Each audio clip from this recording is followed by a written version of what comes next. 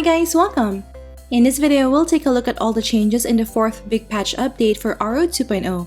We'll have the opening of the Novice Supply Station, major skills adjustment for job balancing, and a number of quality of life optimizations and bug fixes. These changes will be implemented in the global and C servers after the maintenance patch this week. Alright, without further ado, let's begin. First up, we have the return of the Novice Supply Station, which will start on June 30 and will run until August 26.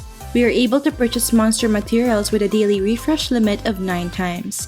Since the supply station will last for almost 2 months, we can expect that it will bring down the price of monster materials, especially in the newer servers. This could be a good opportunity to buy cheaper materials for upgrading and synthesizing your equipment.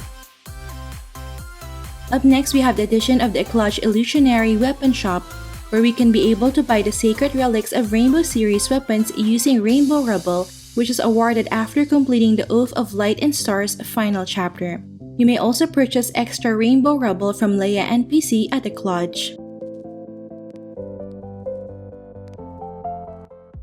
Up next, we have the following skill adjustments to several job classes, which are mostly buffs. First up, for Yamata and Amaterasu, Shadow Leap's immunity to ground skills has been adjusted from 2 to 3 seconds, so this grants more survivability for ninjas. Second, 16 Nights or Izayoi's duration has been adjusted from 25 seconds to 35 seconds. Thus, with the Izayoi Every Night enhancement skill, it will have a total of 40-second duration. This is a huge buff for ninjas, since you can get the permanent buff from Izayoi if you have at least 20% cooldown reduction. Third, the clones summoned by Ninjutsu Thousand Shadows can now automatically cast Flowing Shadow Heart, which is good news for the Flowing Blade build. And fourth, Wind Shuriken Swift Shadow can now clear archers' traps and also rogues' graffiti traps, which is very useful in PvP.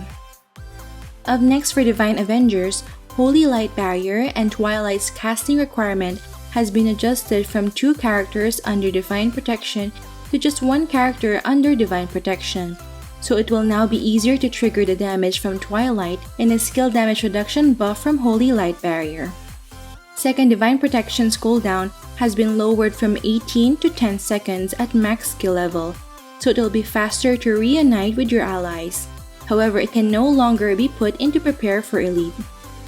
And third, Counter-Attack Halo's default cooldown has been adjusted from 1 second to 0.5 seconds. This means that damage dealt by Counter-Attack Halo to enemies attacking you will proc more often, and thus make this build more viable in PvP. Up next, for Begetters, Improved Acid Demonstration Vit Factor damage has been increased, so its damage will be higher in PvP. And second, Crazy Throwing's cast range has been increased from 8 to 10 meters. Up next, for Arcane Masters and Slayers, Tetra Vortex cooldown has been reduced by half from 10 seconds to now just 5 seconds, but this will not apply to Slayer's Ragnablade. And second, the duration of element balance for both Arcane Master and Slayer has been adjusted from 10 seconds to 15 seconds. Up next, for Blade Souls and Novice Guardians, Antidote can now neutralize both new poison and normal poison status. In addition, the duration of poison immunity from Antidote is now 2 seconds longer.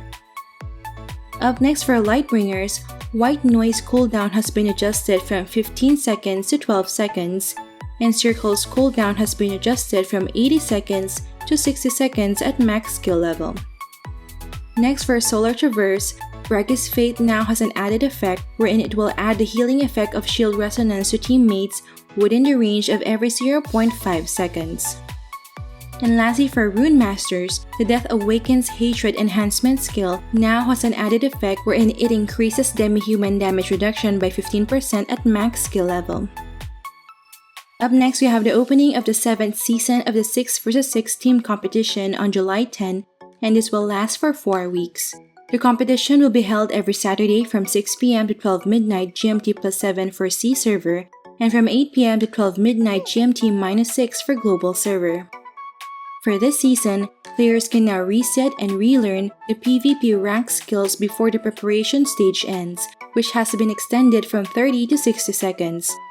In addition, there are several PvP rank skills and elemental orb combination adjustment you need to take note of. First, the King of Chaos League skill will grant higher abnormal status resistance, which is additive to your status resist unlike the effect of Grandma Wolf card. Second, the Battle Instincts League skill will now give higher MPen, which is a buff to magic classes.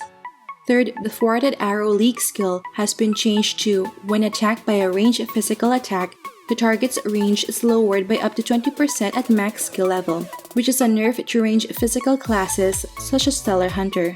Fourth and last, the Elemental Barrier Orb combo effect of Fire and Water has been nerfed, wherein it now only reduces the enemy's attack and spellcasting range by 30% instead of 40%, while Orb Holder's attack and spellcasting range are reduced by 40% instead of 60%. I think this was only nerfed due to the new effect of Thwarted Arrow.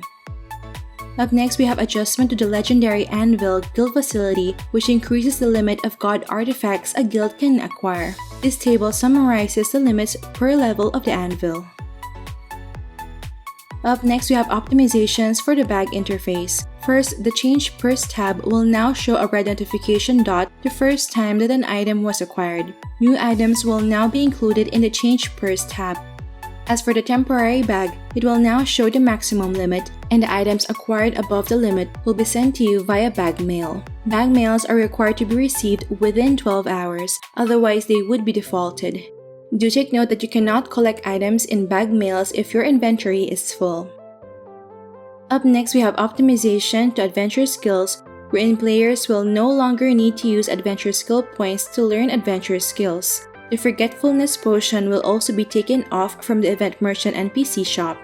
In addition, some of the camera-related adventure skills, such as pouring selfie stick, will now be obtained automatically when unlocking the camera function.